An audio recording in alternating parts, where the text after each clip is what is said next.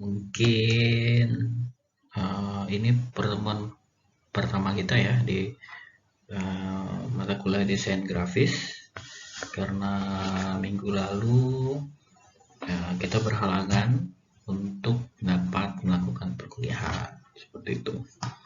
Jadi mungkin teman-teman sudah mengenal saya.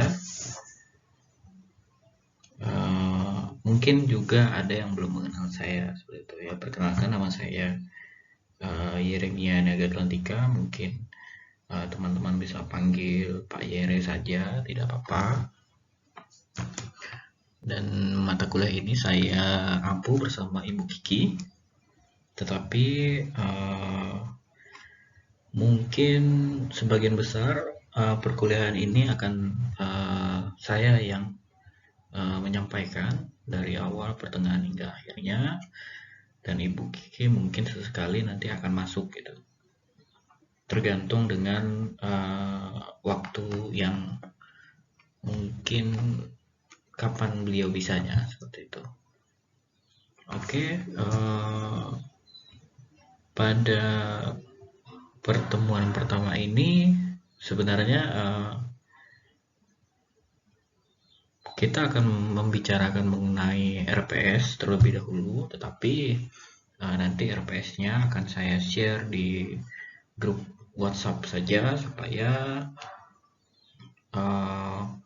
video perkuliahan ini tidak terlalu panjang dan teman-teman memiliki waktu yang lebih banyak untuk memahami isi video ini, seperti itu, isi perkuliahan ini, isi pembelajaran ini gitu. Nah, mungkin di dalam video ini tidak terlalu istilahnya tidak terlalu detail saya jelaskan, tetapi pada masa beberapa pertemuan ke depan saya akan mencoba untuk pelan-pelan memberikan pengenalan kepada teman-teman mengenai desain grafis secara umum seperti apa gitu. Nah, dengan harapan bahwa di pertemuan setelah ujian tengah semester saya akan mencoba untuk melatih teman-teman dalam hal praktek menggunakan software desain seperti itu. Nah, tentu ini akan menunjang mungkin kalau teman-teman sudah ada bisnis, ini tentu akan sangat membantu seperti itu. Ya, saya rasa dan saya harap teman-teman dapat mengikuti perkuliahan ini dengan serius, semangat, dan saya meminta kedewasaannya dari teman-teman untuk bisa memanage waktunya dengan baik apabila saya memberikan tugas seperti itu.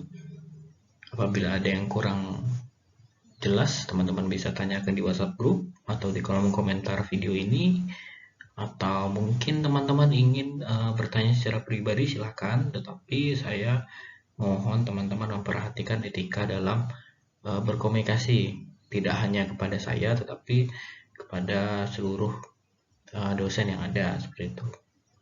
Etikanya seperti apa? Mungkin teman-teman bisa perkenalkan diri dulu, memberi salam dulu seperti itu, dan mungkin bisa istilahnya melihat jam istirahat dosen-dosen. Istirahat dalam arti jangan chat di atas jam 9 malam seperti itu, karena kita juga sebagai tenaga pengajar juga harus istirahat ya tentunya.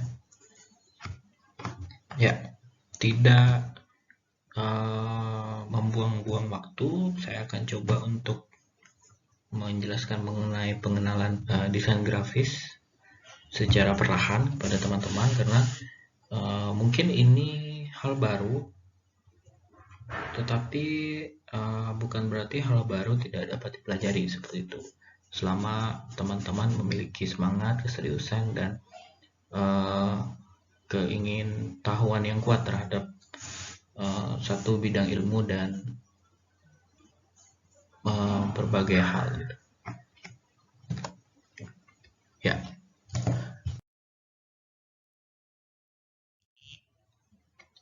banyak orang atau kita gitu yang mendefinisikan atau menyamakan desain grafis itu sama dengan seni. Memang pekerjaan desain grafis itu atau yang biasa disebut dengan desainer itu memang erat hubungannya dengan seni. Nah, karena seorang desainer itu juga merangkap sebagai seniman. Jadi dengan kata lain bahwa desainer itu juga memperhatikan perihal-perihal mengenai aspek-aspek yang ada di dalam seni itu sendiri. Nah, ada seorang yang bernama Herbert Reed itu menyebut bahwa seni itu adalah menciptakan satu ekspresi lebih gitu dalam bentuk-bentuk yang menyenangkan, dan bentuk itu menciptakan keindahan. Nah, dari bentuk-bentuk yang indah dan menyenangkan, maka secara tidak langsung kita sebagai penikmat seni itu akan tumbuh, akan istilahnya akan menumbuhkan sikap kagum gitu. Jadi sikap kagum seperti itu gambarnya bagus gitu, itu desainnya bagus. Nah, secara tidak langsung rasa kagum itu muncul dan kita memberikan penghargaan. Nah, penghargaannya apa? Yaitu penghargaannya pujian yang seperti saya sebutkan tadi. Mungkin secara umum seperti itu gitu. Ekspresinya seperti itu yang ditimbulkan. Mungkin ada penghargaan lainnya, mungkin ya kalau misalnya seni dalam diekspresikan dalam bentuk hal-hal yang lingkupnya perlombaan, mungkin penghargaannya mungkin ya piala, ada diakui seperti itu, seninya diakui oleh orang banyak. Nah, penghargaan dan apresiasi itu berbeda-beda mengenai seni. Nah, salah satu bagian kesenian yang penerapan bentuknya itu yang kita kenal itu ada yang namanya 2 dimensi, ada yang bentuknya 3 dimensi gitu. Nah, dikenal dengan istilah seni rupa. Nah, salah satu bagian kesenian yang bentuknya 2 dimensi dan 3 dimensi itu sering disebut dengan istilah seni rupa seperti itu. Nah, apa itu seni rupa? Nah, seni rupa itu merupakan satu ungkapan atau gagasan atau perasaan manusia yang diwujudkan dalam bentuk pengolahan media dan penataan elemen. Jadi seni rupa itu dapat berbentuk titik, dapat berupa garis, dapat berupa warna, bidang, tekstur, gelap atau terang seperti itu. Jadi memang seni rupa itu dapat dilihat dan dirasakan seperti itu. Nah, seni rupa yang dilihat dari segi fungsi itu dibedakan antaranya seni rupa murni dan seni rupa terapa. Nah, seni rupa murni itu adalah seni rupa yang dibuat untuk mengekspresikan nilai budaya dan keindahan. Nah, kita tahu bahwa di Kalimantan Barat ini sangat identik dengan kesenian Dayak. Nah, ada seni-seni dalam budaya Dayak, misalnya seni rupanya itu ada perisai seperti itu, ada mandau. Nah, tetapi ada juga budaya warna yang istilahnya yang natural dalam arti ada, kalau di Dayak itu ada warna natural itu warna merah, warna hijau tua, warna kuning, warna coklat, warna hitam. Nah, itu warna netral yang bisa didapatkan dari berbagai bahan yang bersumber dari alam. Itu bisa seperti itu. Nah, Yang kedua yaitu seni rupa terapan. Nah, tadi berbeda dengan seni rupa murni. Jadi seni rupa terapan ini lebih memiliki nilai ekspresi dan estetis gitu ya. Jadi seni rupa terapan ini lebih ke tidak sebebas membuat karya seni rupa murni, karena di dalamnya harus mempertimbangkan persyaratan-persyaratan tertentu seperti syarat keamanan, kenyamanan, dan keluasan dalam penggunaan karya seni tersebut. Nah, contoh seni rupa terapan inilah yang di dalamnya termasuk desain grafis ini gitu. Nah, karena adanya aturan-aturan tadi itu dan keluasan, kenyamanan, nah itu terkadang yang termasuk dalam seni rupa terapan ini seperti desain rumah, desain pakaian, atau desain ruangan yang pada dasarnya kita mendesain satu ruangan, atau teman-teman yang mungkin kuliah di arsitek itu tidak sembarang gambar, ada aturannya, ada skalanya. Karena kalau sembarang gambar ya apabila direalisasikan rumah tersebut dalam bentuk fisik ya mungkin tidak akan bertahan lama seperti itu. Jadi semuanya diukur kalau dari seni rupa terapan. Nah, mungkin ada contoh seni rupa terapan lagi, itu seperti kita kalau misalnya lihat orang di YouTube lagi desain mobil masa depan atau motor masa depan seperti itu. Mungkin desain cincin, besok kalung. Nah, itu termasuk juga desain grafis. Jadi desain grafis itu sebenarnya luas. Nah, berbeda dengan seni rupa murni tadi yang saya jelaskan. Nah, seni rupa murni ini lebih abstrak, kayak seperti kaligrafi atau patung yang mungkin kita tidak paham artinya seperti apa, tetapi itu memiliki makna seni rupa yang murni seperti itu.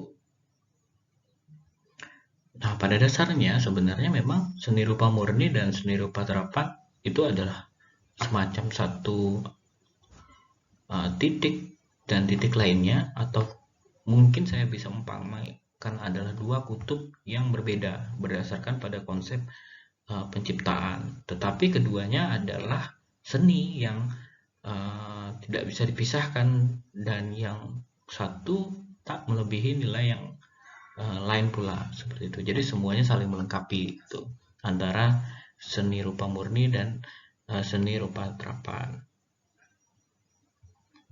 Nah, bidang profesi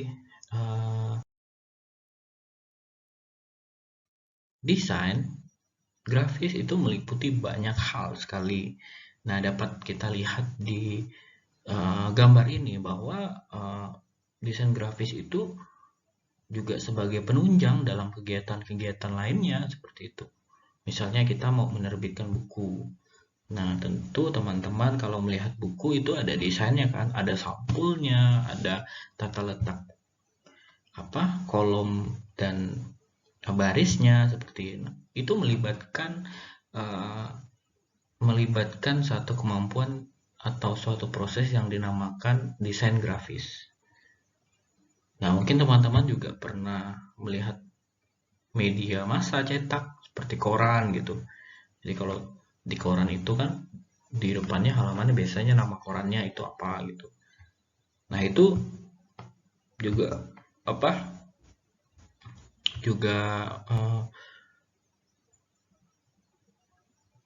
berorientasi pada desain grafis. Kegiatannya ditunjang oleh desain grafis seperti itu. Beri majalah atau mungkin seperti brosur pariwisata, website. Nah, itu bisa juga. Itu menunjang. Kan teman-teman kalau buka website Santi Buana itu tentu ada desainnya kan, nggak polos aja gitu, nggak polos putih polos gitu aja, pasti ada desainnya, entah latar backgroundnya adalah kampus atau mungkin foto teman-teman, foto kegiatan dan lain sebagainya. Itu melibatkan uh, desain grafis seperti itu. Banyak sektor yang istilahnya yang diciptakan dari proses desain grafis seperti itu. Tidak hanya soal pekerjaan secara yang dilihat, istilahnya ada outputnya seperti majalah, buku itu ada outputnya. Tetapi juga dalam mungkin kita bekerja nanti suatu saat di bidang marketing gitu.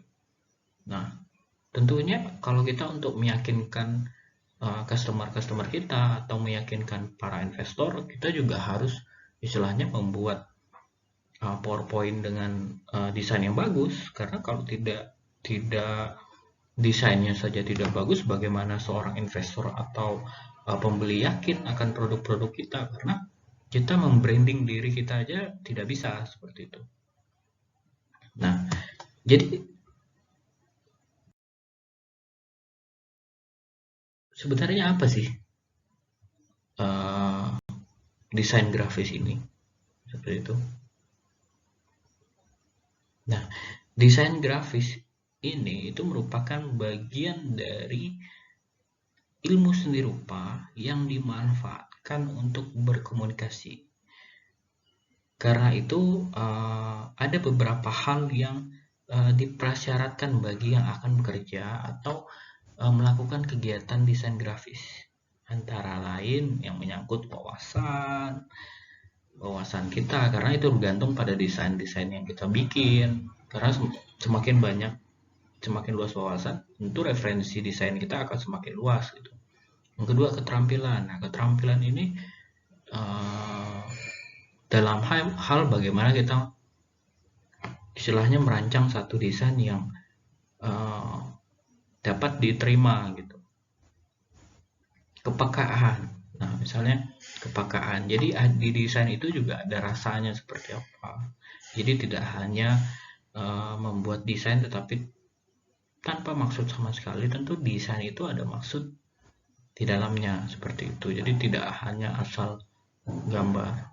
Teman-teman coret-coret saja, mungkin lagi pusing, lagi galau gitu dengan perkuliahan atau dengan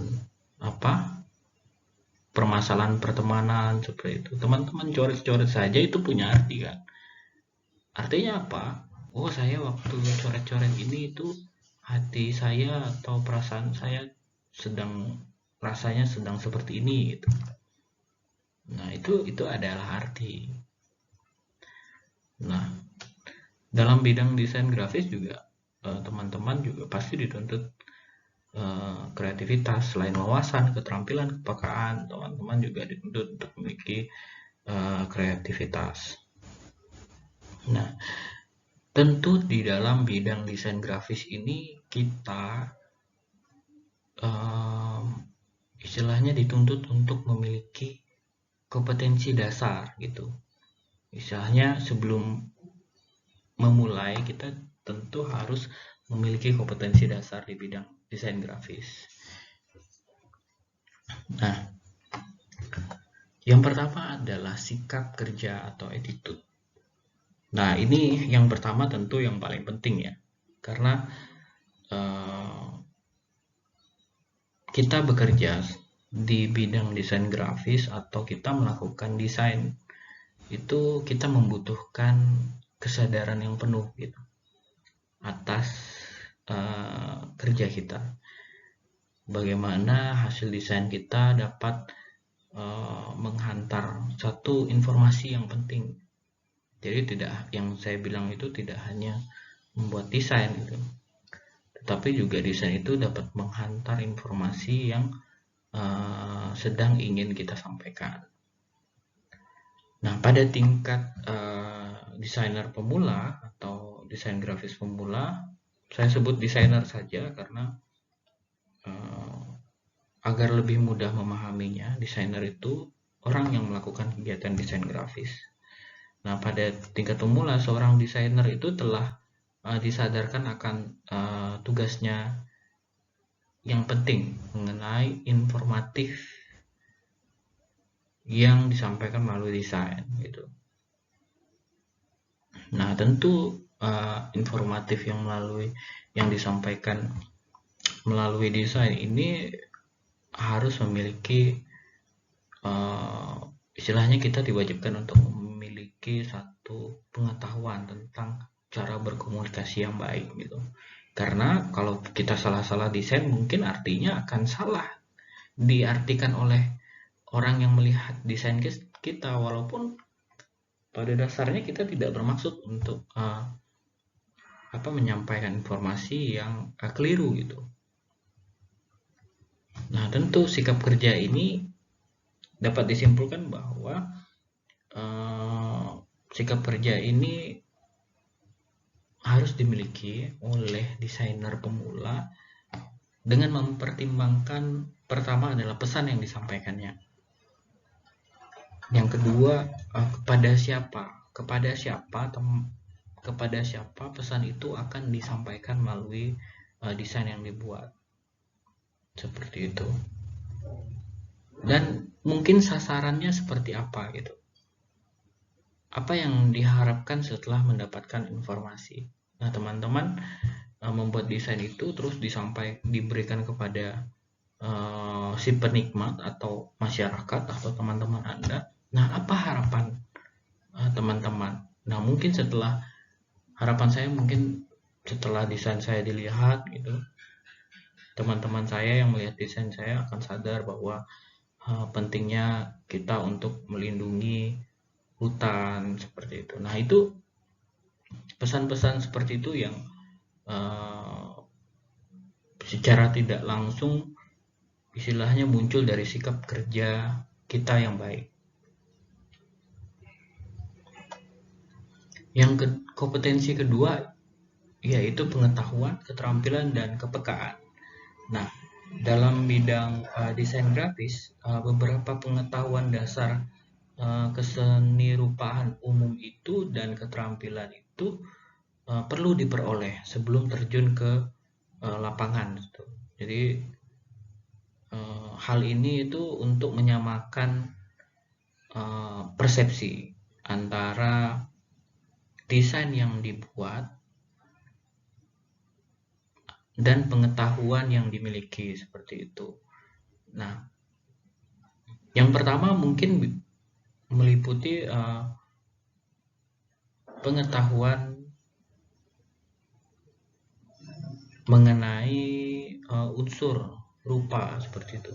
Nah, unsur rupa ini kan pengetahuannya dalam unsur rupa ini yang saya jelaskan di awal tadi seperti garis.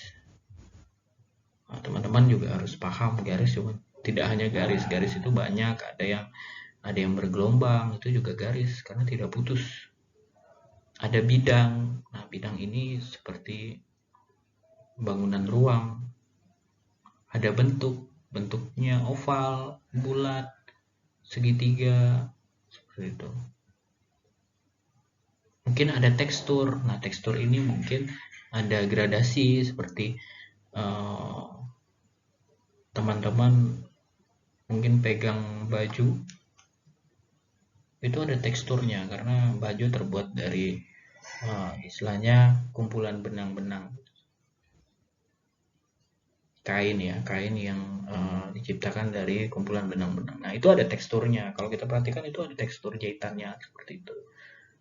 Nah, kontras tentunya teman-teman harus paham mengenai terang dan gelap.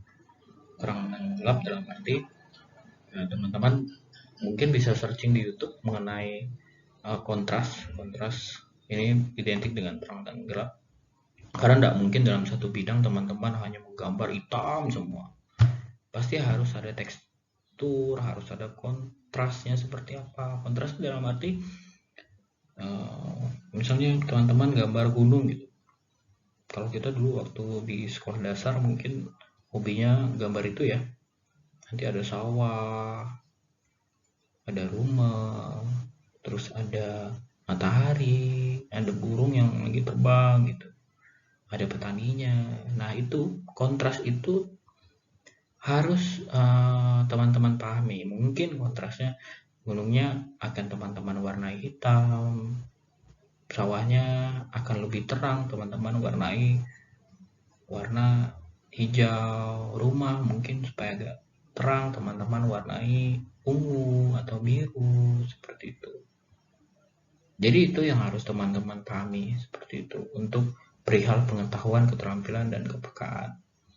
Nah, tidak hanya mengenai pengetahuan dalam unsur rupa, tetapi untuk kompetensi kedua ini, pengetahuan warna juga menjadi satu hal yang penting ya, seperti itu. Seperti warna saturasi, kromatik, dan lain sebagainya. Saturasi itu seperti kita mempertajam warna itu, saturasinya mau seperti apa. Saturasinya itu hawanya mau biru kah, mau merah kah, seperti itu. Jadi kayak misalnya kita foto siang hari gitu, tetapi ada istilahnya foto di siang hari tetapi hawanya seperti hangat atau seperti dingin gitu. Jadi saturasinya bisa warna biru, seperti itu. Nah, tidak hanya unsur rupa, unsur warna, tetapi ada juga istilahnya kompetensi, pengetahuan, keterampilan, dan kepekaan dalam bidang huruf atau typografi gitu. Nah, huruf ini kan banyak. Terkadang ada, kita lihat di Google itu ada semacam logo, semacam desain yang dia sekumpulan dari huruf, angka itu jadiin satu, terus dijadiin satu frame. Nah, itu malah lebih bagus sebenarnya. Itu ada loh. Nanti saya akan tunjukin contohnya. Nah, tentu desain grafis juga memiliki atau diwajibkan memiliki pengetahuan mengenai fotografi. Tetapi untuk perkuliahan desain grafis kali ini saya berfokus pada menciptakan satu hal baru ya. Jadi teman-teman saya harapkan dapat menciptakan satu desain baru. Jadi saya belum berfokus pada fotografi karena saya ingin teman-teman fokus dulu untuk menciptakan satu desain baru yang berguna untuk usaha-usaha yang mungkin nanti akan teman-teman jalani setelah lulus kuliah dari Santibuana, atau mungkin teman-teman sedang atau sudah memiliki usaha gitu. Jadi ini sebenarnya hal yang penting gitu. Desain itu bisa mengatur mengenai kemasan, logo, branding, dan lain sebagainya. Oke.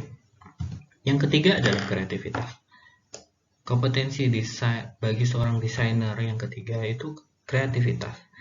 Dimana kemampuan kreatif ini itu merupakan kompetensi kunci ya dalam profesi ini atau dalam kegiatan desain ini. Jadi dimana desain grafis itu menuntut hasil yang bukan hanya sekedar atau sesuai dengan misi komunikasi saja, tetapi tentu ada kreativitas di dalamnya. Saya jelaskan tadi, saya sudah jelaskan misalnya dulu kita sering gambar waktu di sekolah dasar, gambarnya gunung, habis itu sawah, seperti apa. Nah, biasanya itu saja. Nah, mungkin itu dengan kreativitas tinggi itu bisa dikreasikan lagi. Mungkin di samping gunungnya ada air terjun gitu. Ada riam lah istilahnya. Ada aliran airnya yang sampai ke rumah gitu. Jadi kita gambar rumah, terus nanti kita bayangkan baru kita coba sketsa gitu. Nah, seperti itu. Jadi kita kreativitaskan. Jadi temanya gambar pemandangan gunung dan sawah, tetapi kreativitasnya banyak.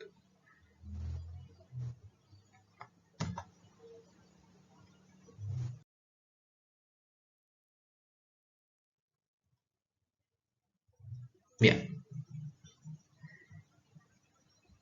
kita sudah menjelaskan tadi mengetahui mengenai seni rupa murni, kemudian tadi seni rupa terapan seperti itu. Jadi sebenarnya secara umum desain grafis ini apa sih sebenarnya secara umum? Nah, secara umum desain grafis ini adalah seni di dalam berkomunikasi, menggunakan tulisan, menggunakan ruang, dan menggunakan gambar. Di mana desain grafis merupakan bagian dari ilmu komunikasi visual. Kita mungkin pernah dengar bahwa ada yang disebut nama desain komunikasi visual. Nah, itu dia masih satu rumpun dengan desain grafis karena pada dasarnya itu saling bersinggungan seperti itu. Nah, karena ilmu desain grafis ini mencangkup seni visual, tipografi, tata letak, dan desain interaksi seperti itu. Nah, secara garis besar desain grafis itu dibedakan menjadi beberapa kategori. Nah, saya coba pelan-pelan jelasin ke teman-teman mengenai kategori-kategori ini. Yang pertama itu adalah printing. Saya sudah jelaskan tadi bahwa desain grafis itu yang ada gambar lingkaran tadi, terus ada cabang-cabangnya, cabang kegiatan. Nah, desain grafis itu juga termasuk printing, seperti percetakan. Nah, tentu printing ini yang memuat desain buku, desain majalah, desain poster. Jadi kalau misalnya teman-teman lihat di IG Santi Buana itu ada poster ya, poster penerimaan mahasiswa baru. Nah, itu poster namanya. Kalau di print atau di dalam bentukan secara fisik itu akan menjadi poster. Nah, ada booklet. Nah, booklet ini juga termasuk dalam bidang printing.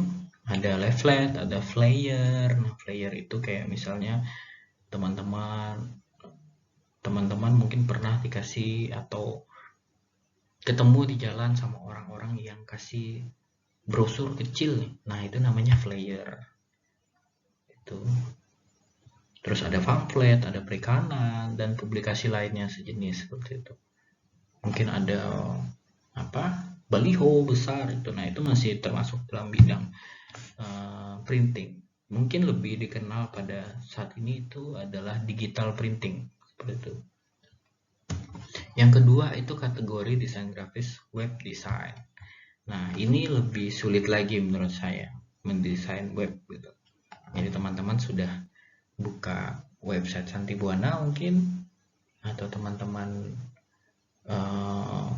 buka sistem informasi mahasiswa di Santi Buana, itu tidak polos putih saja kan, tetapi ada desain-desainnya.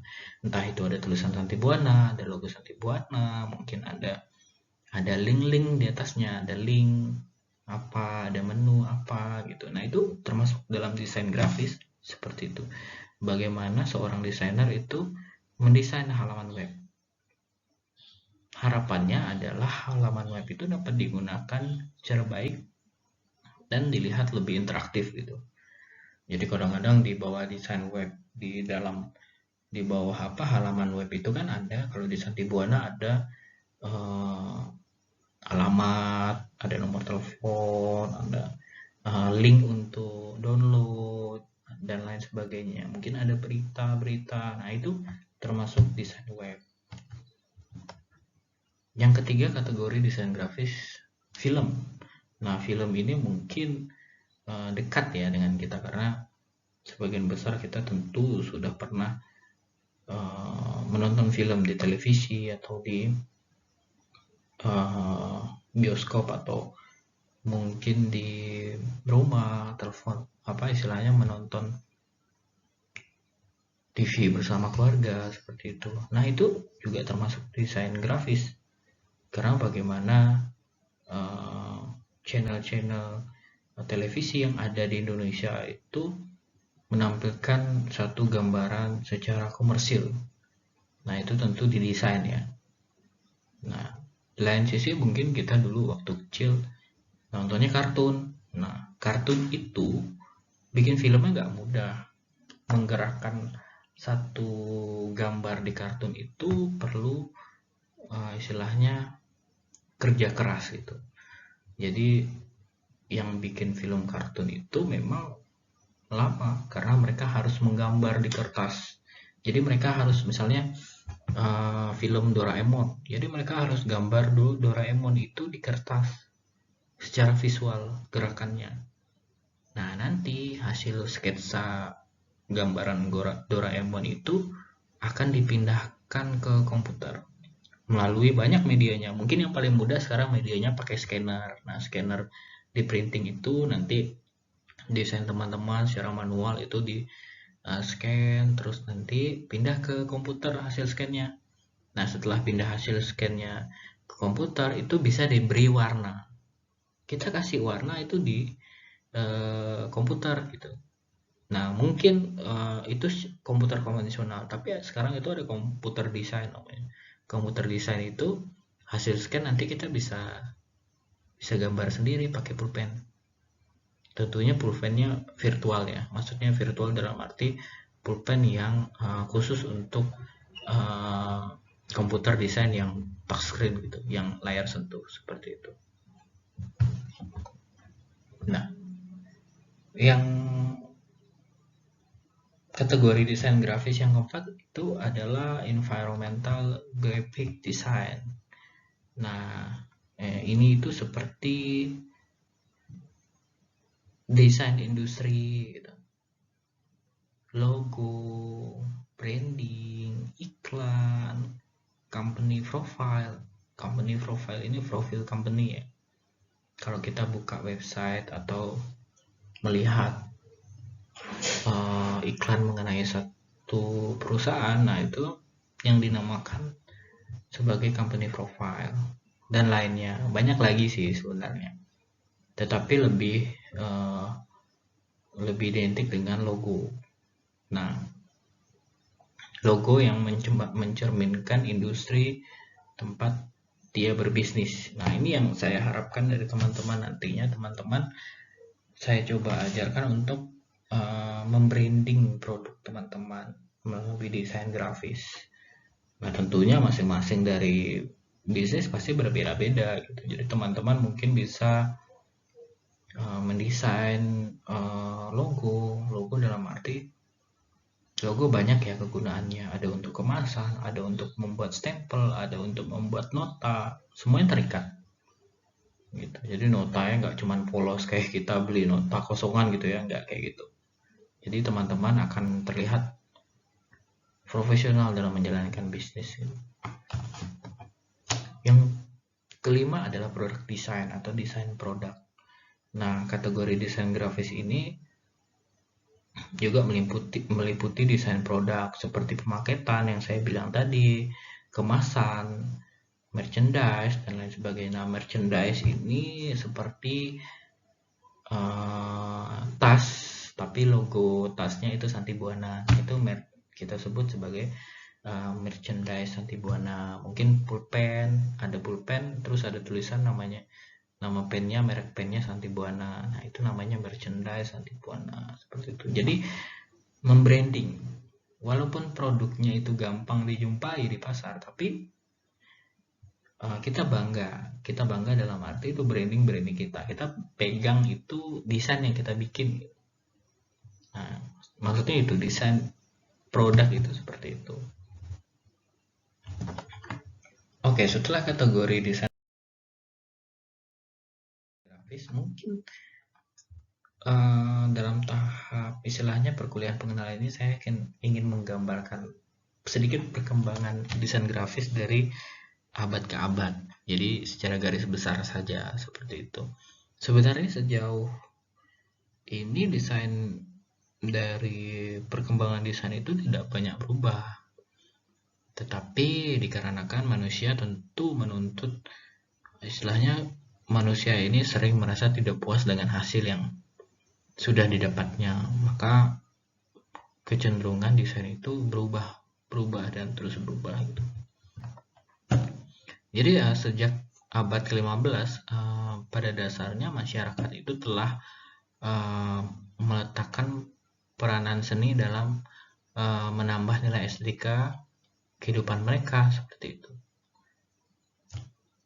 Jadi kehidupannya itu berdampingan sama seni pada abad itu gitu. Mungkin kalau misalnya kita ketahui kalau di luar negeri itu sering bikin patung di zaman itu, patungnya penuh makna, mungkin sampai sekarang kita nggak tahu artinya. Terus mungkin ada candi Borobudur gitu. Nah itu sebenarnya melambangkan satu nilai kehidupan, tapi kita melihatnya itu juga sebagai seni seperti itu.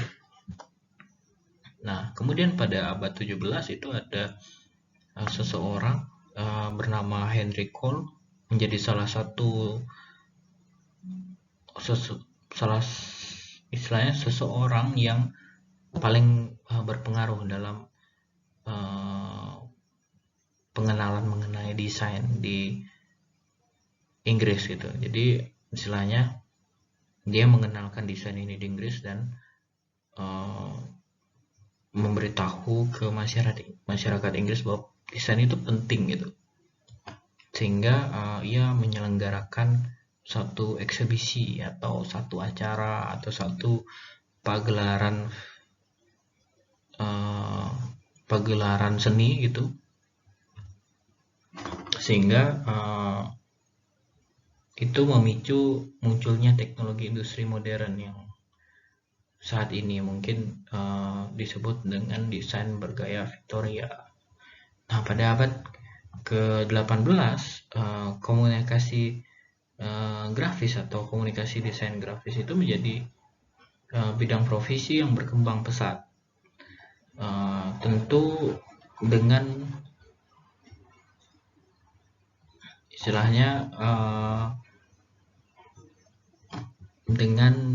dengan mudahnya ditemukannya buku-buku mengenai desain gitu, karya desain. Dan ini dikenalkan lagi mengenai dalam produk-produk yang beredar di pasar. Jadi melalui buku pada saat itu masyarakat sadar betul bahwa produk-produk mereka dapat dipasarkan dengan istilahnya dapat dikenal dengan desain yang sesuai dengan produk mereka seperti itu. Ya. Kemudian lanjut pada abad di mana komunikasi desain grafis menjadi bidang profesi yang berkembang sangat pesat sejak revolusi industri, di mana di saat itu media cetak semakin luas digunakan untuk perdagangan ya, seperti iklan kemasan, koran, buku, majalah, dan informasi lainnya seperti itu. Jadi karena persaingan perdagangan atau persaingan antar perusahaan semakin ketat pada saat itu, mereka memanfaatkan desain grafis sebagai salah satu strategi gitu untuk membranding produk mereka, sehingga konsumen akan tahu, dan hal ini tentu memiliki dampaknya ya pasti persaingan akan semakin susah, akan semakin ketat, karena perusahaan yang satu dan perusahaan yang lain yang memiliki produk yang sama, mereka ya bersaing untuk merebutkan konsumen yang sama pula seperti itu. Dan pada saat abad ke-20 itu mulai pada tahun 2000-an, tahun 2000 seperti itu.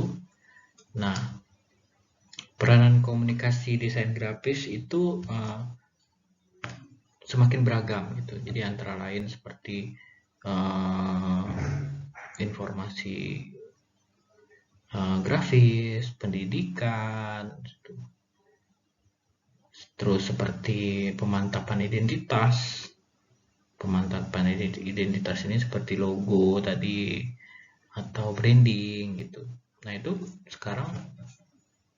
sampai sekarang itu sangat bermanfaat. Nah, munculnya yang saya jelaskan tadi mengenai istilah komunikasi visual itu sebenarnya juga merupakan akibat dari semakin meluasnya media yang dicakup dalam bidang komunikasi lewat bahasa rupa.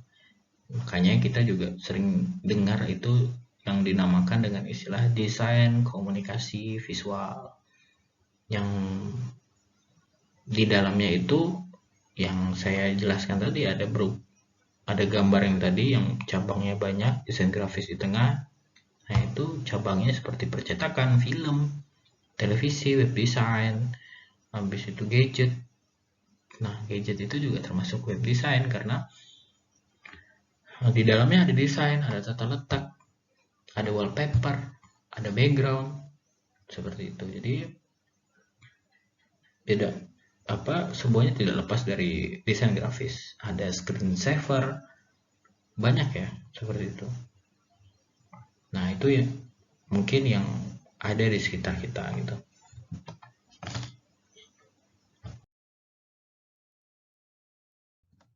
Nah, ini gaya desain visual, desain grafis secara visual pada abad 18. Nah, pada abad 18 seperti yang saya jelasin tadi, contohnya seperti ini. Nah, kemudian berkembang ke abad 19. Nah, ini ada istilahnya seperti gambar kapal ini ya, seperti Titanic, tapi saya rasa bukan sih. Nah, gayanya seperti ini.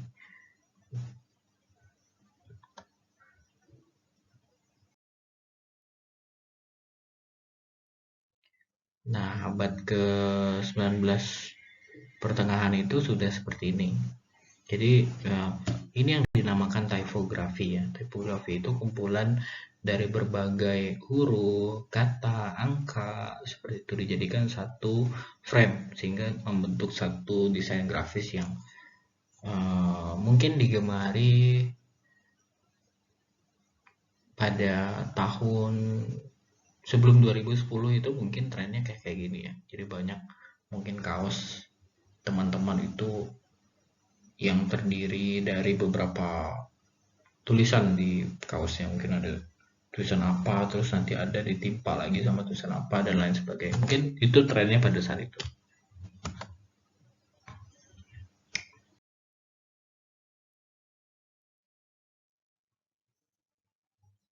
Nah, selanjutnya adalah peranan desain grafis pada media. Nah, desain grafis ini kan sudah kita ketahui sebagai ilmu yang mempelajari dan mengembangkan bahasa visual atau desain grafis itu boleh dikatakan satu bentuk cara berkomunikasi seperti itu, dimana pesan visual yang disampaikan misalnya bisa berupa informasi produk, informasi jasa, atau gagasan kepada sasaran secara komunikatif dan persuasif. Nah, bisa menggunakan media televisi, website, mungkin broadcast, atau mungkin melalui Instagram seperti itu. Nah, yang pada saat ini banyak dilihat ya, mungkin melalui Facebook, Twitter, mungkin ada sekarang WhatsApp juga. Itu media informasi yang istilahnya secara tidak langsung kita juga menggunakan desain visual di dalamnya. Nah, agar pesan dari desain grafis itu dapat efektif dipahami, diterima, dan juga mengubah pandangan dari orang-orang yang melihat desain tersebut, perlu diperhatikan beberapa hal sebenarnya. Nah, yang pertama itu komunikatif. Nah, di dalam komunikatif ini ada beberapa cara untuk membuat karya visual teman-teman itu menjadi komunikatif lagi bagi si penikmat. Yang pertama ya, visual harus mendukung agar mudah diterima oleh para audiensnya. Yang kedua, pelajari pesan yang akan disampaikan secara mendalam. Nah, tentu di desain-desain itu yang saya bilang di awal ada maksud di dalamnya. Nah, pelajari kebiasaan dan hal-hal yang diminati atau disukai oleh sasaran yang berkaitan dengan hal visual. Jadi harus tepat sasaran ya. Jadi tepat sasaran ini harus mungkin sesuai dengan gambaran atau elemen atau logo. Nah, itu harus tepat sasaran seperti itu. Karena tidak mungkin kan misalnya teman-teman membuat desain komunikatif mengenai perlindungan hutan, malah teman-teman desainnya tidak sesuai gitu. Mungkin ada orang lagi nebang hutan gitu. Menurut saya itu tidak sesuai seperti itu. Yang selanjutnya adalah olahan pesan. Nah, olahan pesan ini dapat istilahnya dapat dikatakan satu bentuk verbal ya. Jadi menjadi pesan dari verbal menjadi pesan visual dengan memperhatikan tanda-tanda pesan visual yang dipahami publik, mudah, gampang dan nyaman dilihat atau dibaca. Nah, mungkin teman-teman sering melihat desain hanya berupa kata-kata ya. Di sini ada mungkin ada kata pilih untuk istilahnya untuk kita dapat mengubah situasi yang ada. Mungkin kampanyenya seperti itu ya. Atau juga jagalah kebersihan. Nah, itu kan dari bentuk verbal menjadi pesan visual. Nah, jagalah kebersihan mungkin teman-teman lihat ada logo orang lagi buang sampah. Istilahnya logo secara istilahnya terlihat semacam tanda saja orang tempat sampah seperti itu. Nah, itu istilahnya mengajak orang untuk membuang sampah pada tempatnya. Dan yang terakhir adalah sesederhana dan menarik mungkin. Jadi desain itu tidak selamanya desain yang kompleks itu dapat diterima. Seperti itu.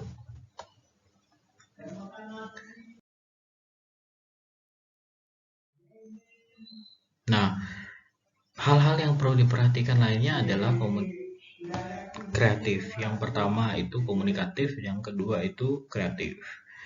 Nah, visualisasi itu diharapkan dapat disajikan secara unik dan tidak klise. Klise itu atau sering digunakan seperti itu. Jadi harus berbeda agar menarik perhatian.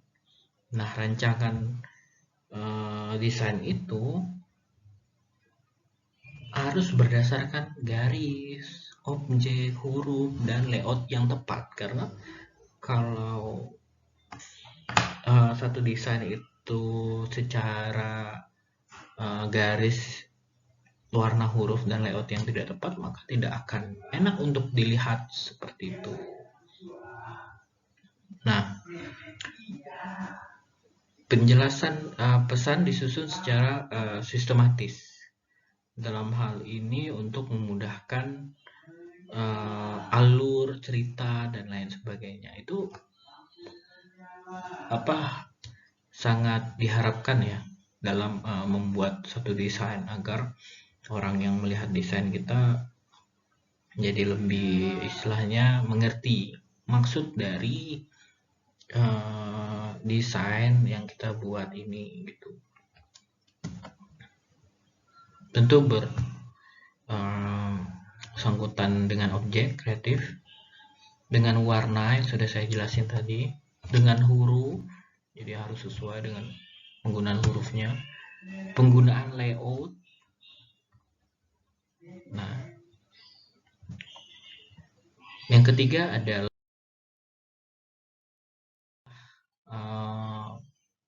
sederhana.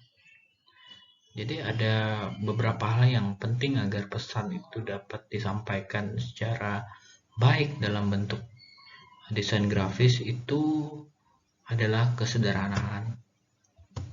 Di mana visualisasi yang tidak rumit itu membantu orang yang menerima pesan itu lebih memahami isi pesan itu agar lebih mudah bisa diterima dan diingat. Seperti itu. Tentu dengan elemen visual yang sederhana dan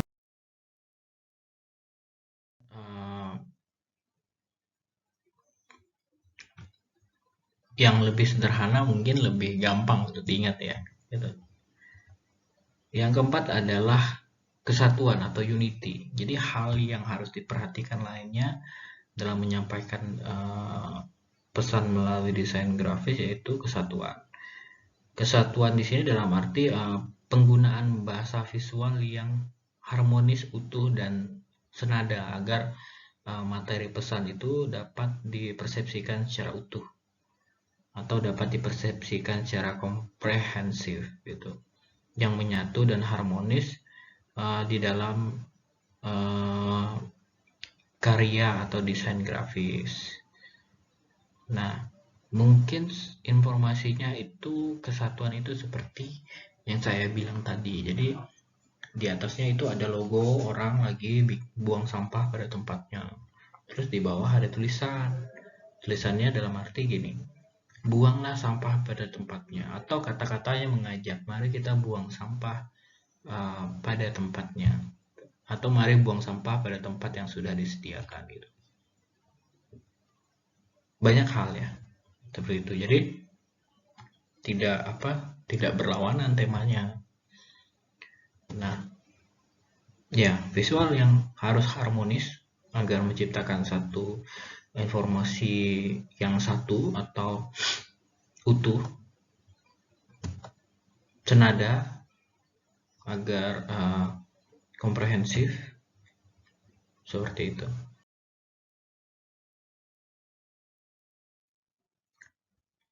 Hal lainnya yang kelima adalah penggambaran objek dalam bentuk image yang presentatif. Nah, image yang presentatif ini ya yang saya bilang tadi berupa gambar tipografi. Nah, tipografi ini kan dapat berupa garis dan lain sebagainya. Mungkin dapat berupa juga fotografi, tabel, gambar. Nah, itu image yang presentatif seperti itu. Gambar bergerak, animasi seperti mungkin kartun-kartun yang pendek ya, film-film singkat gitu. Yang sebenarnya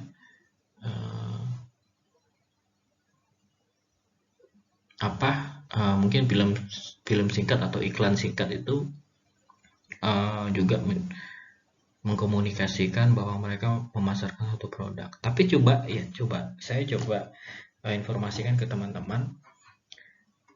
Coba teman-teman buka YouTube,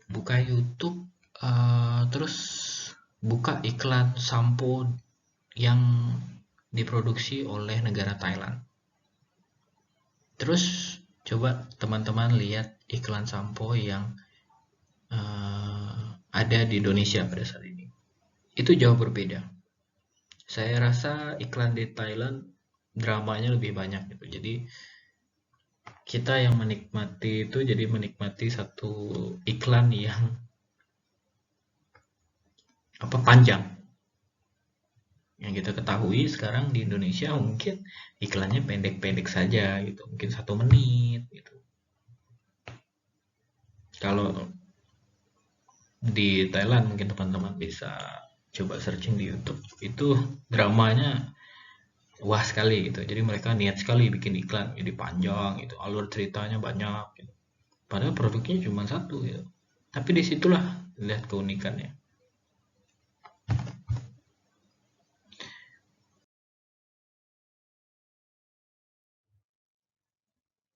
hal-hal yang lainnya adalah pemilihan warna yang sesuai. Nah, pemilihan warna yang sesuai ini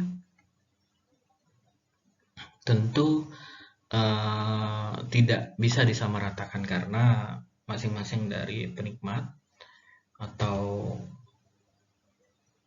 istilahnya orang-orang yang melihat desain yang cenderung berwarna atau warnanya banyak itu punya seleranya masing-masing ya. Jadi kita tidak bisa paksakan seperti itu. Nah, seperti ini warna moon cell. Jadi warna moon cell ini warna-warna istilahnya yang selaras, harmoni gitu. Jadi kalau warna hitam itu sama putih atau hitam sama abu-abu. Nah, seperti itu. Jadi lebih istilahnya serasi lah. Ya, seperti perpaduan warna yang harmoni menjadi lebih harmoni.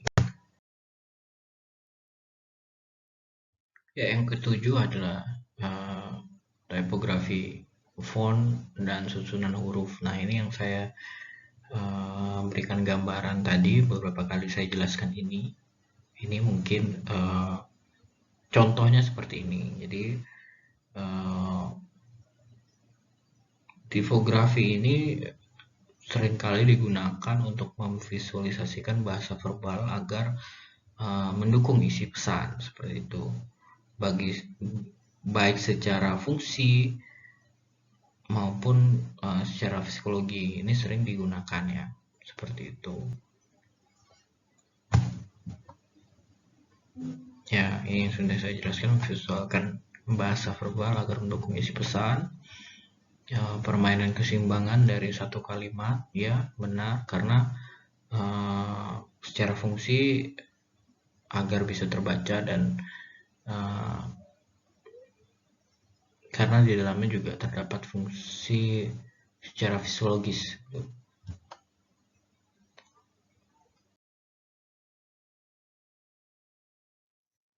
Tata letak atau layout. Nah, ini yang saya jelaskan tadi pada awal-awal, ada seni rupa yang berkaitan dengan tata bangunan atau layout. Nah, mungkin yang saya jelaskan tadi seperti tata letak bangunan rumah gitu. Jadi tidak sembarangan bikin rumah. Arsitek itu tentu dengan segala perhitungan gitu. Kalau orang juga atau satu perusahaan juga menciptakan atau membuat satu buku, nah itu juga ada layoutnya. Ada layout kolom, ada barisnya berapa, gambarnya di mana, begitu. Desain grafis juga sangat berdekatan dengan hal tersebut gitu. Jadi kalau misalnya cover gitu, jadi kan cover tugas teman-teman, nah itu kan ada kan logonya di mana, itu layout. Judulnya di mana, namanya tulis di mana. Mungkin ada lagi poster gitu. Nah, poster penerimaan mahasiswa baru mungkin gitu. Nah, itu kan ada kontak personnya. Kontak personnya di mana letaknya, atau mengenai informasinya di mana. Kan ada informasi, ada gelombang pertama, gelombang kedua, dan seterusnya.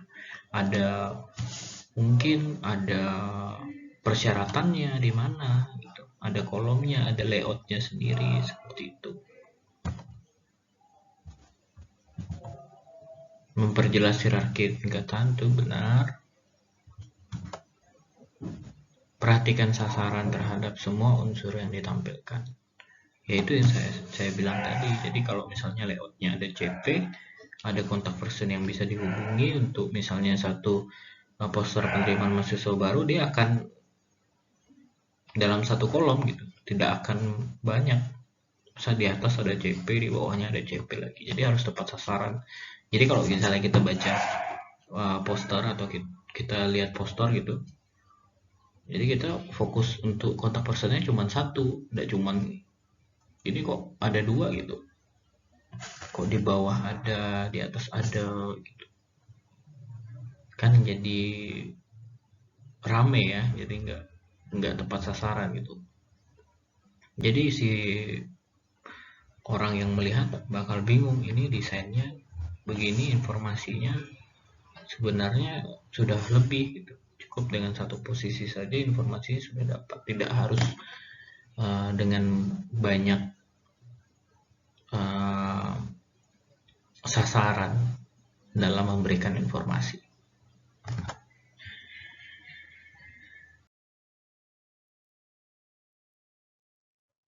Muncul visual bergerak, animasi, dan atau movie. Nah, yang saya jelaskan tadi bahwa misalnya kartun Doraemon. Kartun Doraemon itu berawal dari sketsa-sketsa seperti ini. Jadi sketsa hitam putih yang tidak bergerak. Jadi ada gambar Doraemon gitu. Nah, cara menggerakkannya seperti apa? Nah, itu mungkin nanti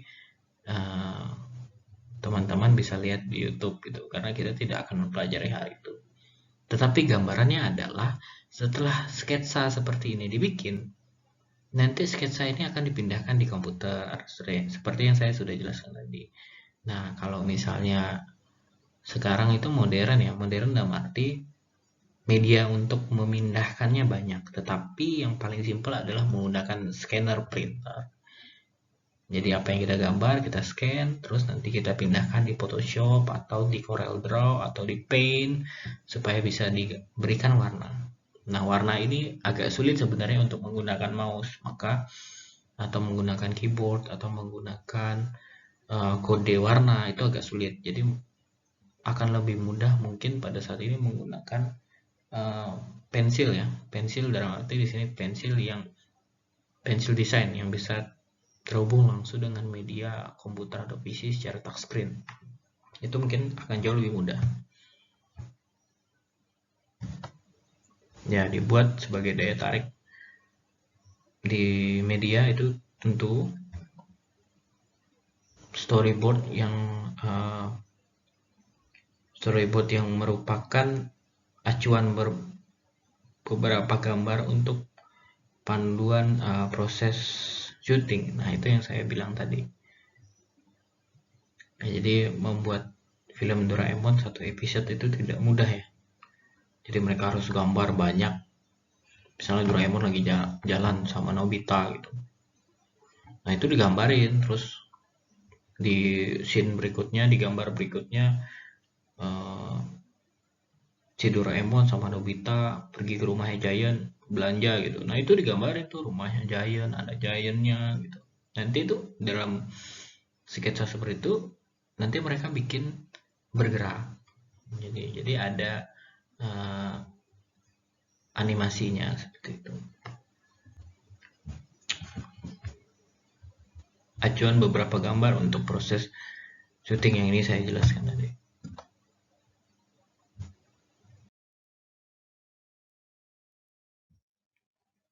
Nah, hal yang terakhir yaitu yang harus diperhatikan dalam desain grafis itu adalah navigasi. Navigasi ini boleh dikatakan sebagai icon atau icon ya, lebih enaknya menyebut icon sih. Nah, sebagai tanda baca ini, jadi navigasi atau icon ini berfungsi sebagai tanda baca atau mengarahkan seperti itu. Maka digunakan sebagai satu istilahnya informasi navigasi yang akrab dan konsisten agar efektif dalam penggunaannya. Jadi misalnya ada larangan tanda lewat ya bagi kendaraan roda 4. Nah, itu kan ada gambar navigasinya, logonya ada lingkaran, terus ada gambar mobil atau gambar truk, habis itu ada dikasih garing, ada garis ditarik miring seperti itu.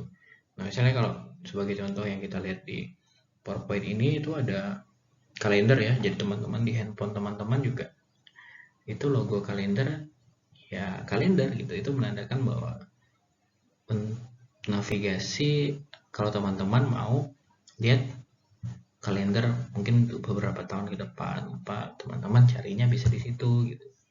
Mungkin navigasi ikon yang melihat cuaca. Nah, itu ada gambar matahari, mungkin ada gambar awan. Nah, itu navigasi untuk teman-teman mendapatkan informasi mengenai cuaca di handphone teman-teman, seperti itu. Ya, tentu ikonnya dirancang sederhana, berkarakter, dan menarik karena fungsinya hanya pemandu, seperti itu. Mungkin ikon lainnya, ya itu tadi,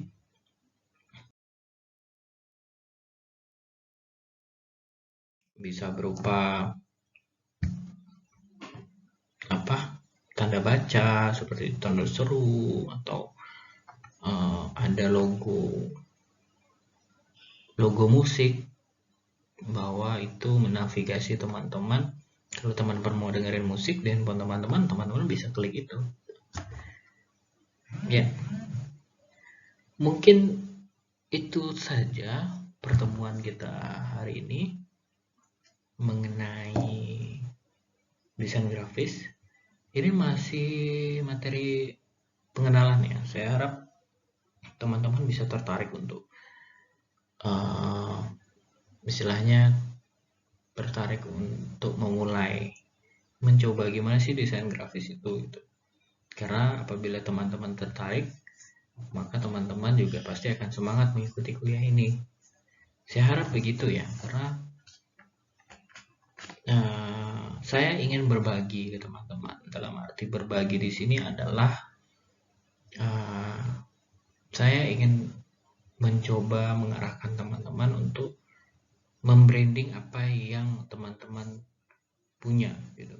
Jadi teman-teman punya usaha, kita coba bantu branding deh. Branding dalam arti kita ya bikin logonya, itu branding ya. Kita bikin logo ini banyak kegunaannya. Salah satu logo saja teman-teman bisa digunakan dalam beberapa hal. Pertama, kalau teman-teman punya logo, teman-teman bisa bikin nota. Bisa nota sekarang itu namanya mungkin lebih dikenal itu invoice ya. Nota itu udah jarang disebut sekarang untuk produk-produk yang mungkin kuantitinya banyak, atau kita belanja di luar Kalimantan Barat itu terkadang bentuknya invoice namanya, tapi pada dasarnya sama. Nota juga seperti itu. Nah, mungkin dari logo teman-teman bisa bikin stempel. Nah, kalau biasanya kan untuk di nota itu ada orang yang minta di stamp ya gitu, sebagai tanda sah, seperti itu. Banyak lagi sih, mungkin kemasan. Nah, dari logo teman-teman tadi, teman-teman bisa jadikan logo itu sebagai stiker. Nah, mungkin stiker teman-teman ada kemasan, misalnya kemasan apa gitu, nanti produk apa, mungkin produk baju atau apa, makanan gitu. Nah, atau makanan dibungkus, di luarnya ditempelin tuh logo stiker, seperti itu.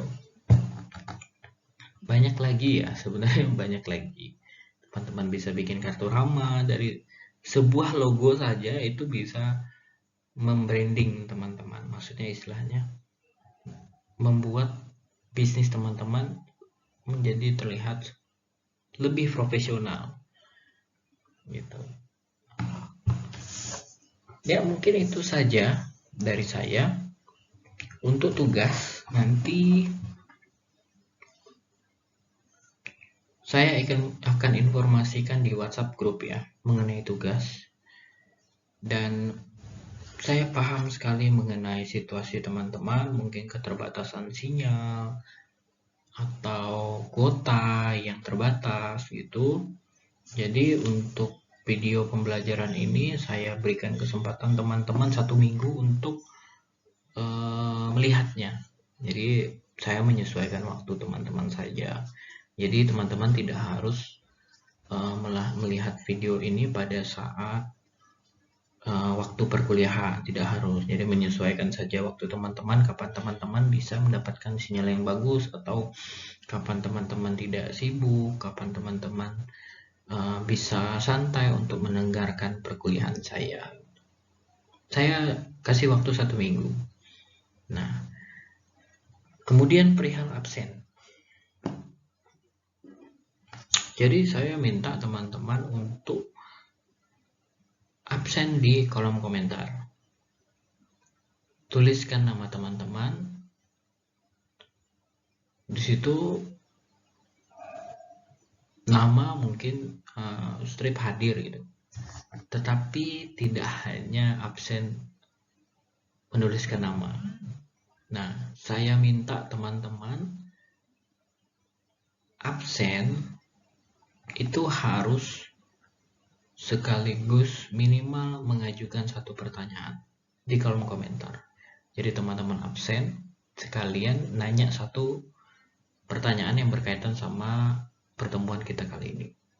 Jadi tidak hanya tulis nama ya, saya tidak mau teman-teman hanya tulis nama. Karena dengan teman-teman bertanya dan menulis nama teman-teman, saya yakin teman-teman melihat video pembelajaran ini dengan serius gitu. Saya rasa minimal 1 pertanyaan itu tidak sulit, jadi teman-teman bisa lakukan. Selanjutnya mungkin perihal durasi, karena ini panjang ya, jadi saya sangat merekomendasikan teman-teman untuk menonton video ini itu tidak dalam kualitas yang tinggi. Mungkin dengan kualitas 24p saja sudah sangat rekomend, karena slide-nya masih bisa terlihat dan suara saya juga masih bisa terdengar. Saya rasa begitu untuk perkuliahan pagi ini. Saya tutup. Saya rasa teman-teman bisa untuk melewati perkuliahan ini selama 1 semester ini dengan saya dan juga Ibu Kiki. Tetap semangat, tetap jaga kesehatan. Saya berharap dan berdoa kita semua selalu dilindungi oleh Tuhan Yang Maha Esa. Begitu. Selamat pagi, Tuhan Yesus memberkati.